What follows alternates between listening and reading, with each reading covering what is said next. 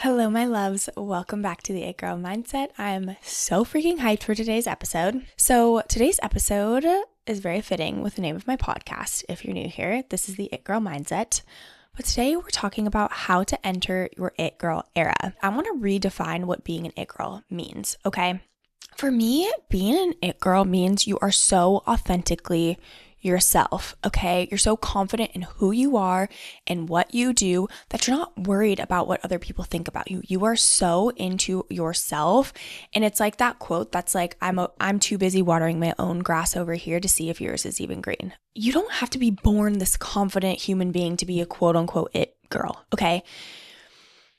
Even for me, I grew up so shy, so quiet, so afraid of literally everything. Like, I can't even describe to you how different I am from growing up compared to where I am now. Even throughout high school, I was so quiet up until sophomore year of high school, and I changed. And we're going to go into all the tips, the mindset, the lifestyle, the organizational hacks to get you to become your own version of It Girl today, okay? And before we get into it, It Girls are nice. They are not the kind of It Girls that are mean girls, okay? We are nice to everyone. We assume that every single person in this world is doing the best that they can with the resources that they have. They make people feel seen. And like I said, they are unapologetically themselves, okay? So authentic, so obsessed with themselves and watering their own grass, okay? Let's get into it. Welcome to the It Girl Mindset, where I help you step into the next level version of yourself by mastering your mindset, manifesting your deepest desires, and connecting deeply with your body. It's about becoming the most authentic, radiant, unapologetic, and unbothered version of yourself. Together, we're going to chat about how to unlock your true potential and create a life that feels as good as it looks. If you're ready to become the healthiest, hottest, and most abundant version of yourself, you're in the perfect place. Let's get into it.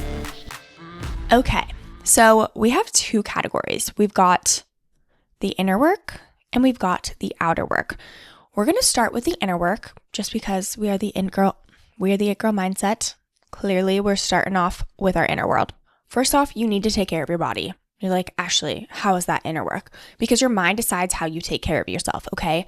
Your body is the foundation for everything. How you feel, how you show up, how energized you are, the, type of ways you can show up, the amount of work you can put in, okay? Everything starts with your body. It is a foundation for everything, so you need to take care of it. It girls take care of their bodies first, okay? So that means eating nutrient-dense foods, moving your body, doing the self-care, okay? Maybe talking kindly to yourself about your body, okay? Healing your body image. It is so important to feel confident in your body so you can expand and focus on other parts of your life, okay? So step one to becoming an It Girl is feeling good in your body, okay?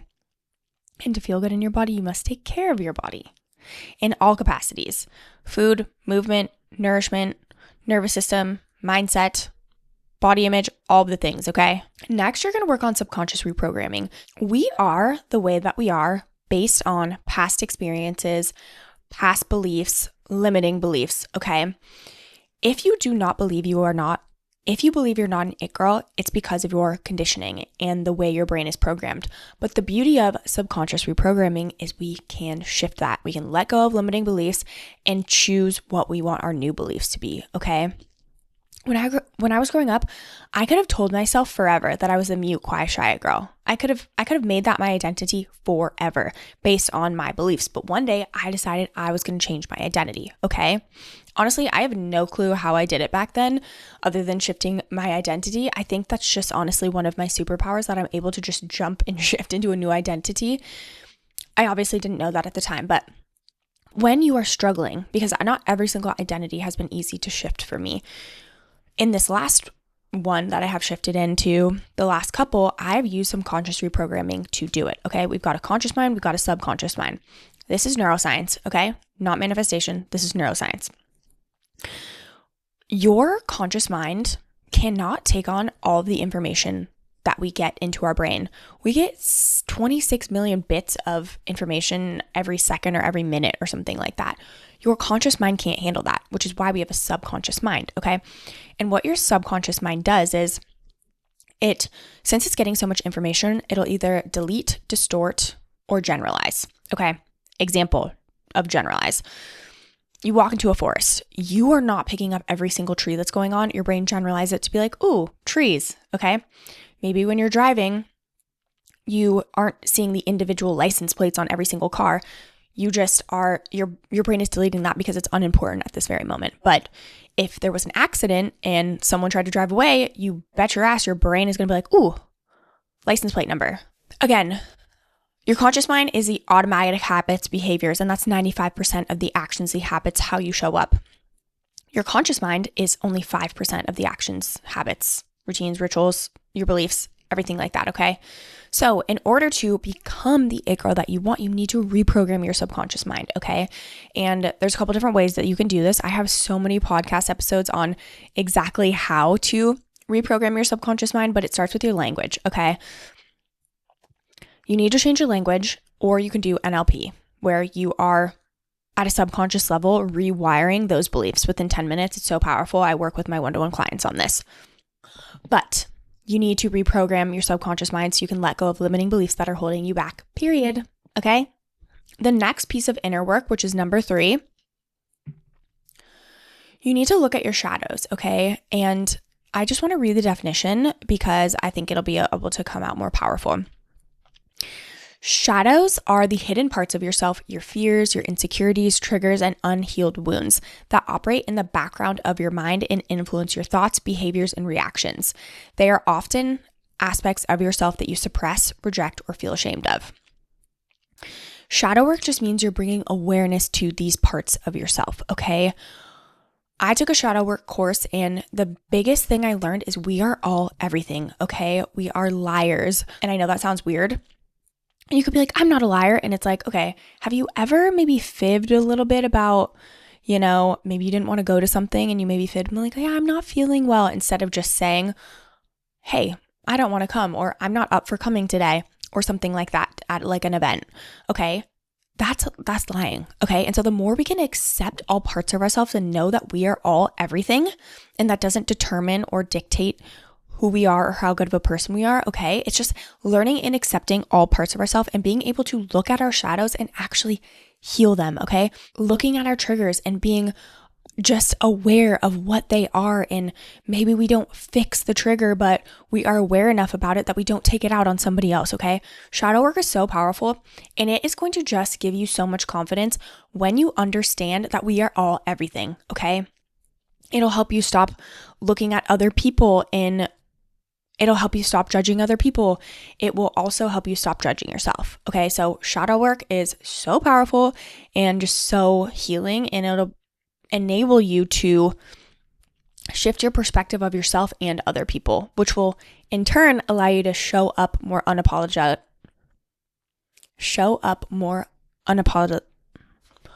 I cannot say that word today.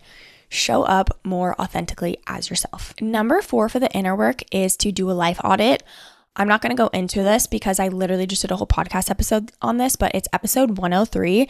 And essentially you go into your whole entire life, your personal, your business, like your finances, your career, whatever it is, your kids, like all the routines, rituals, habits, literally every single task that you do, and you look at it and you ask yourself, is it fulfilling me or is it draining me?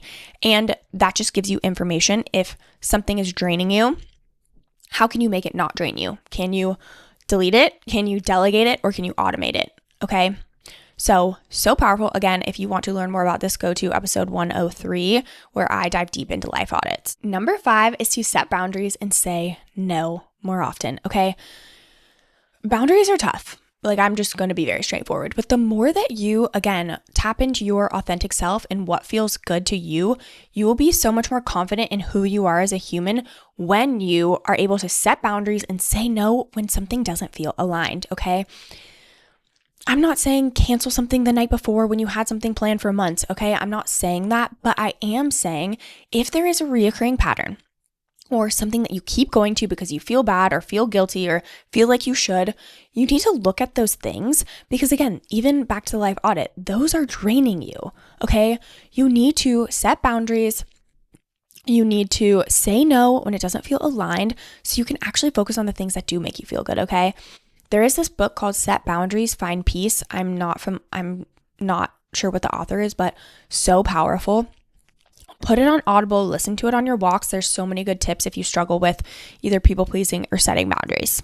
The next part of inner work is embodying Siren Energy. If you aren't familiar with what Siren Energy is, I actually really want to do a full podcast episode on this because one of my mentors did it and I was like, oh, this is exactly what I need in my life. Siren Energy is all about being magnetic and slowing down and just doing everything with intention. Again, that energy of I'm too busy watering my own grass to care what yours looks like, that type of energy. You're so focused on yourself and you're moving slow and with intention, okay? And a big piece of embodying Siren Energy is regulating your nervous system. You probably knew this was coming, but in order to have Siren Energy and slow down and be present and just make everything a vibe and romanticize your life, you have to be regulated, because if you're rushing around, that is the opposite of Siren Energy, okay? So I'm going to do a whole podcast episode on this, but to be an it girl, you need to embody Siren Energy and focus on yourself and slow down and be intentional with everything, okay? It's something that I'm really working on, okay? That is all the inner work, okay, that it takes to become an it girl. Now let's get into the outer world, the physical world. One, you got to get organized, okay? Download a Notion planner, use Google Calendar, get a planner, organize your whole entire life, okay? If everything around you feels chaotic, you're not going to be able to focus and slow down and be that magnetic Siren Energy. You need to focus on getting your life organized, getting your credit cards organized, have a money ritual, like know when you're going to the gym, time block your day, okay? Just get organized with everything. It's going to be so powerful for you, because when we have all these things going on in our brain, it's just keeping us chaotic. It's keeping our brain chaotic, okay? If you're constantly like, oh my gosh, I think I have a bill due at this time, but I'm not sure. Oh my gosh, wait, is it this time? And you don't just have a place to go and look and be like, oh, okay, got it. And eventually it'll become muscle memory. Or even like household chores. If you are like always disorganized and all over the place and you're like, okay, maybe Sunday I'm going to organize my house, okay? Get organized with everything. Know where your insurance is. I know, I get it. Being an adult, especially I'm 30, I own a house, I own a car. Sometimes I'm like, what the heck? Am I old enough to be doing this? Which obviously I'm 30, so I am, but like it just feels crazy to have so much responsibility, okay? Know where your auto insurance is. Know when the bill is due. Know when your registration is due. If you have renter's insurance or whatever, like get all those dates down, get all the links down so you feel organized, okay? And then once a month, make sure you're reviewing it. You know when you need to get things done. Set a money date, set like a get my life together day so you can review everything like that. So again, just get organized with all of the information, your bills, your to-dos, your tasks, everything in one place, okay? And you guys know, like, I love Notion. It's the most powerful thing ever. I keep everything organized in there, from my business to my coaching clients to my content calendar to my finances. Everything is in there. Number two is to keep your space clean. This kind of goes back to getting organized. If you are working in a chaotic place, if you are living in a chaotic place where things are all over the place, everything's disorganized, that is taking up mental capacity and brain energy, which we don't want, okay? I want you to start describing yourself as, I'm someone who keeps their house clean.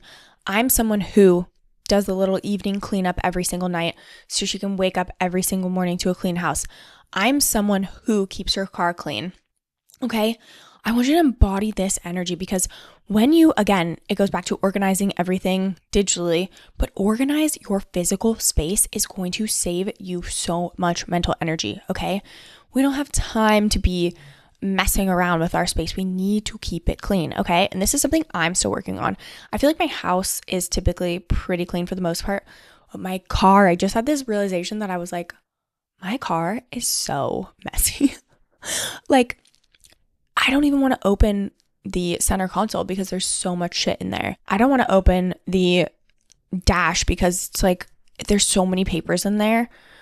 It's just there's so many things. So again, I'm not saying I'm perfect at all of these things that I'm telling you, but I will say I'm working on it, okay?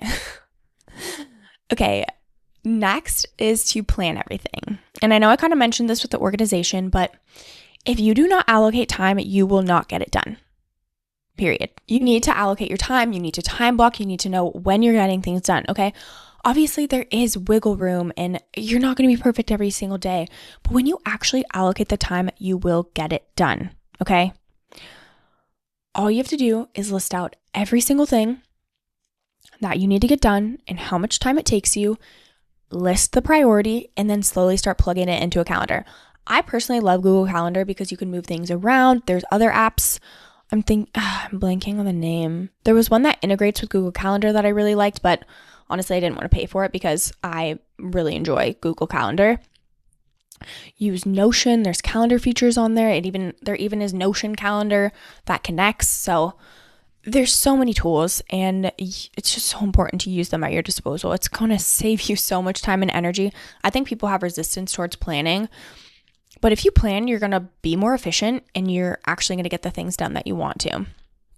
It's really powerful because we have so many decisions to make in a day-to-day basis. It's like you might as well just reduce some of that decision fatigue and plan it all out ahead of time and then know exactly what you need to do to get it done. Tip number 4 is to get your ritual menus in check. Okay. I've talked about this on the podcast before, but I have menus for everything. I've got mindset menus, I've got movement menus, and I've got self-care menus. So based on how I'm feeling, what I think my body needs, I do that. Okay. So let's just say I'm super, super tired and I'm feeling super exhausted. I didn't sleep good. I feel really dysregulated.